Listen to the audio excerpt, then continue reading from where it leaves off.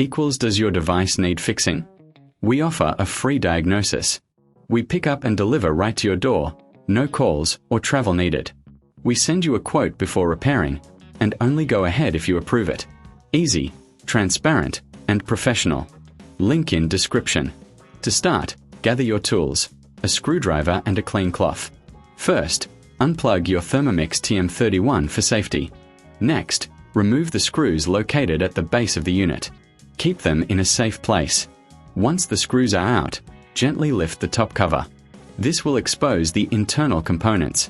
Now, take a moment to clean any dust or residue inside. A clean machine works better. After cleaning, inspect the old plate for any damage. If it's worn out, it's time for a replacement. Place the new plate in position, ensuring it fits snugly. Reattach the top cover and secure it with the screws you removed earlier. Make sure everything is tight but not overdone. Finally, plug in your Thermomix and do a quick test. If you need assistance, remember we offer professional diagnosis without obligation. Plus, we provide pickup and delivery at your home.